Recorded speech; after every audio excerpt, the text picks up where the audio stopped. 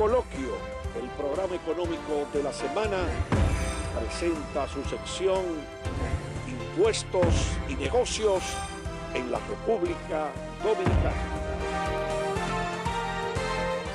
Bien, Pedro Matos, en el almuerzo de la Cámara Americana de Comercio, donde estuvo el presidente de la Junta Central Electoral como disertante, y también estuvo ahí el señor embajador de los Estados Unidos, escuchando la conferencia ofrecida por el presidente de la Junta Central Electoral.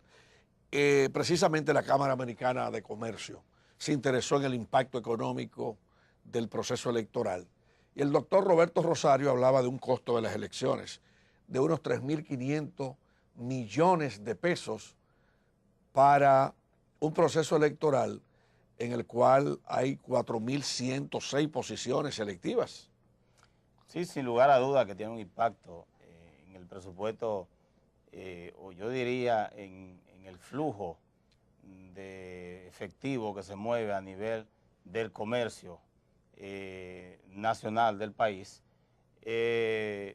Lo primero es que desde el punto de vista de negocio, crea una percepción que nosotros hemos ido mejorando lentamente en la democracia que tenemos, que es la nuestra. Pienso que se ha encaminado bastante. Antes la percepción negativa en relación a las elecciones era mucho mayor que ahora, pero la mayoría de los empresarios y comerciantes hay una tendencia a esperar que pasen las elecciones para hacer grandes inversiones.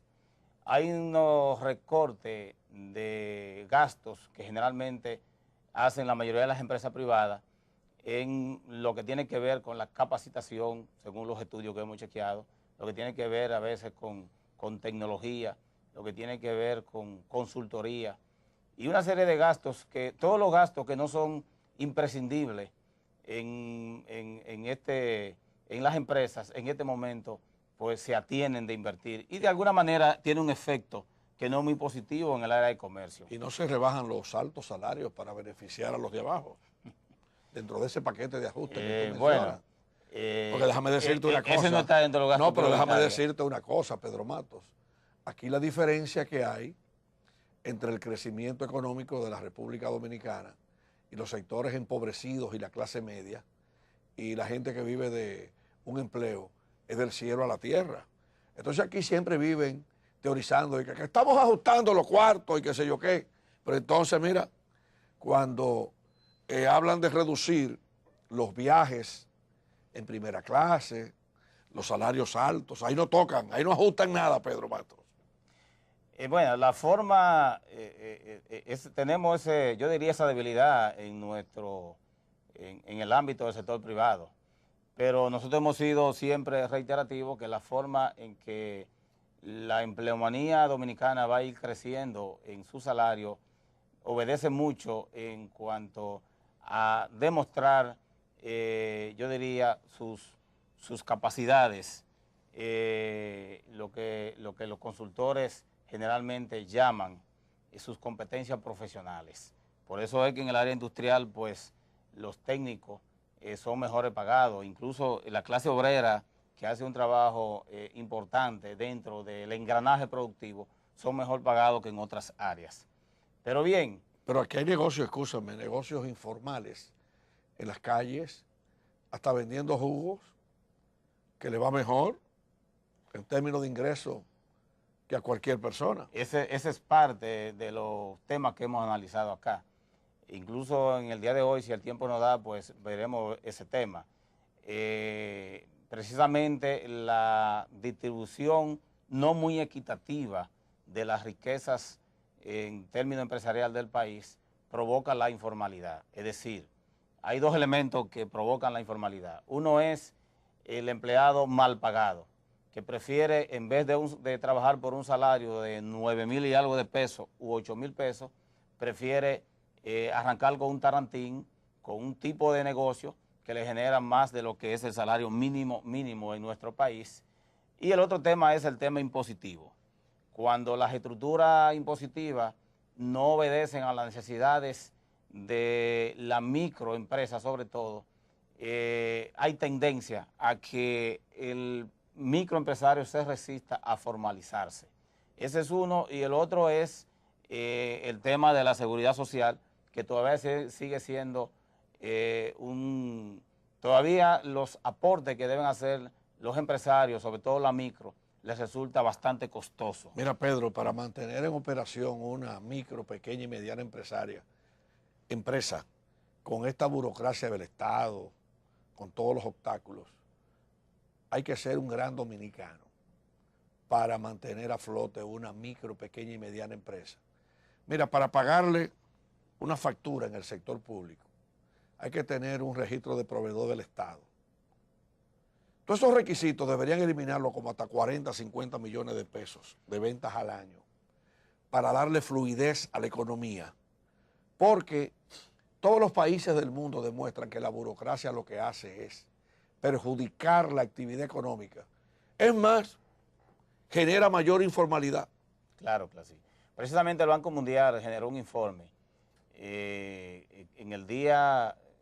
esta semana hubo una reunión vía virtual en la sede del Banco Mundial en nuestro país. Personalmente yo estuve invitado, pero por razones de trabajo no pude ir, pues le pongo mis excusas públicas a mi amiga y hermana Marixa Rodríguez. Y el tema que se analizó fue la transparencia del Estado en la región. Y un tema analizado fue el tema que tiene que ver con las recaudaciones. Ellos plantean que hay una evasión en la región que oscila entre el 28, el 29 o el 30%. Por ejemplo, en nuestro país la evasión del ITEVI todavía anda entre un 29 y un 28%.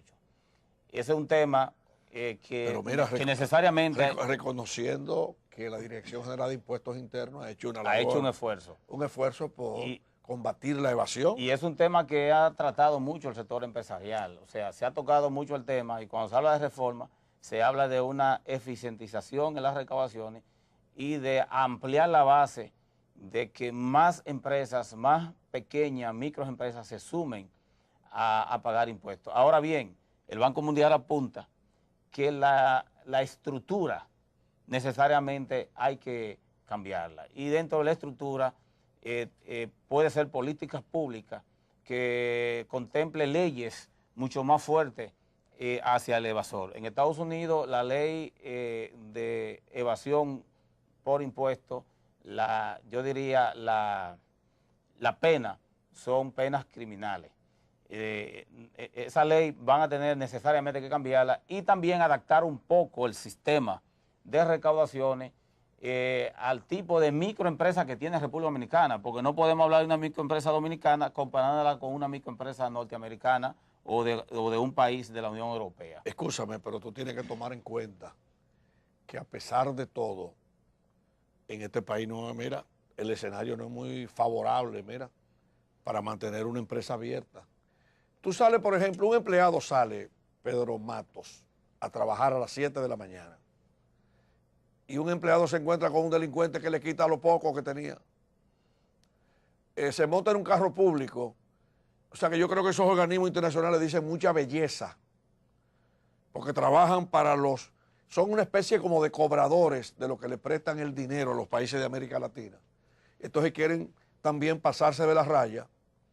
Eso es intromisión en la economía del país. Yo diría que ellos juegan su papel técnico. Y como son acreedores de nuestro país, necesariamente tienen que tener un ala consultiva. El Banco de Reserva, por ejemplo. Deben tener un ala consultiva para darle seguimiento. El Banco de Reserva tiene sus técnicos dominicanos. Yo apuesto a la dominicanidad, Pedro, porque es que aquí hemos aprendido demasiado.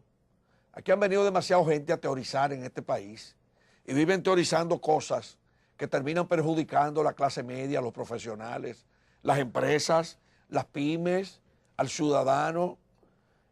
A mí me gustan todas las recetas, las dominicanas, como el puerco asado en diciembre, el pollo horneado, pero no me gustan las recetas internacionales, todas las recetas económicas internacionales, que siempre vienen aquí a meter cuco. Aquí tenemos los mejores profesionales de la Pucamaima, de INTEC, tenemos los profesionales de UNIBE. Entonces, ¿qué tantas recetas internacionales que vienen unos genios?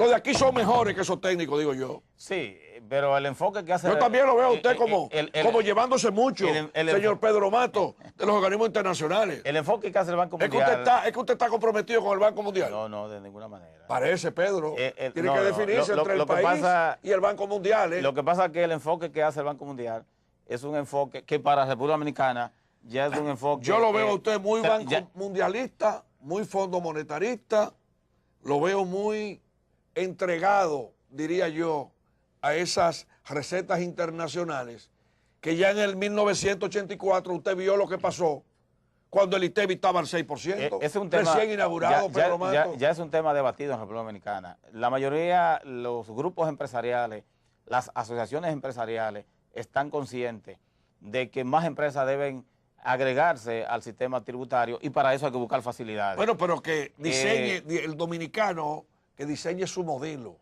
porque el problema de esos organismos internacionales, mire, yo casi lo... No, ellos solo hacen las recomendaciones. Ajá. Ahora, pero tenemos décadas viendo las recomendaciones. Nos toca diseñar la política pública y los ajustes que hay que hacer para poder lograrlo.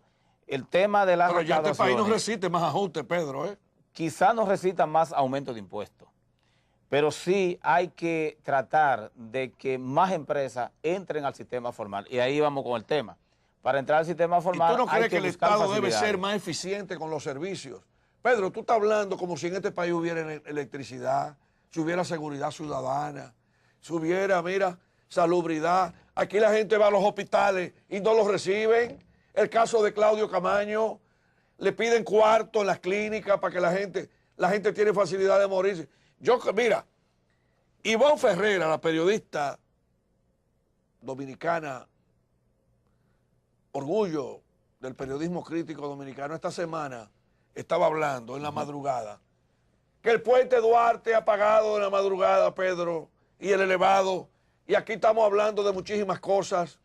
La gente no aguanta más, Pedro. Precisamente en ese tema, el mejor papel o el papel mejor juzgado es de los comunicadores, sobre todo de personas como el caso suyo, que tienen toda una vida aportando al país soluciones. Ahora, falta un papel de buena voluntad, falta un papel que hay que fortalecer y hemos sido reiterativos en esa parte. Ajá. Necesitamos senadores y diputados comprometidos con las mejores causas del país. Necesitamos una sociedad civil organizada, educada, bien leída para que pueda exigir y servir de contrapeso, jugando su rol social. Ciertamente la democracia funciona con un contrapeso y el contrapeso lamentablemente en nuestro país cada vez más ha ido disminuyendo. Es necesario fortalecer el contrapeso para que un país presidencialista con un sistema democrático funcione como debe funcionar. El otro tema que planteó el doctor Roberto Rosario, ajá, fue el tema de la transparencia en materia de recaudación de fondos por los aspirantes. Recuerden que tenemos más de 350 gobiernos locales y un presidente nacional. Eso es sin tomar en cuenta a los senadores y diputados. Y también lo de ultramar, los legisladores de ultramar. Exactamente. Entonces, cada candidato a alcalde o alcaldesa maneja un recurso para trabajar su campaña. Lógicamente, tiene que pagar una serie de gastos y eso indica un presupuesto. Esos alcaldes, esas alcaldesas tienen aportantes. De alguna forma le entran recursos para poder financiar la campaña. ¿Le informan al Estado? Y también, ¿dónde vienen los recursos? Y también, ahí vamos, también los candidatos presidenciales manejan sumas millonarias de miles de millones de recursos para poder financiar esa campaña. La interrogante es quién les rinde cuenta a la sociedad dominicana sobre el uso de esos recursos. Ahí entra de nuevo la ley de partido, que ha sido un tema que se ha estado debatiendo y creo que es necesario que tan pronto pasen las elecciones, entre en el debate de nuevo para tratar de que se apruebe lo más ajustado a la realidad posible, a la realidad dominicana. Sabemos que con la ley de partido no se va a controlar, no va a ser transparente todos los recursos que utilicen los candidatos y las candidatas, pero por lo menos en un % muy elevado tendrán que rendir cuenta porque la ley lo va a establecer. Bueno, ¿Esos eran los temas que usted quería plantear? No, hay otros temas. No, pero deje para otro programa, por si no se le van a acabar los temas. No se terminan. Tenemos, Ya. Tenemos varios temas. No, pero ya déjelo ahí hoy. No. Déjelo ahí. No. Mire, No. yo solamente voy a hacer una observación de lo que usted dijo. Sí. Para que el país tenga buenos legisladores y buenos alcaldes, a la gente que piense por quién va a votar. Porque si, por ejemplo, una gente vota por un sinvergüenza, un político sinvergüenza, después usted no tiene moral para reclamar a un político sinvergüenza. Entonces el voto debe ser racional. Esto no es de que porque le den un salami, o porque le den un pedazo de pan, o porque le den unos cuartos, o porque le den un pote de romo. No, aquí usted tiene que ir a pensar por la nación. Es una pena que usted no apareciera en la boleta electoral. Bueno, pero eso es problema de su partido. Más adelante tendremos oportunidades. Ojalá, le deseo muchos éxitos. Claro. Vamos al cambio y en un momentito estaremos analizando el informe del Banco Central. Esta semana el Banco Central dio a conocer el informe. Vamos a analizar también del informe del primer trimestre de la economía.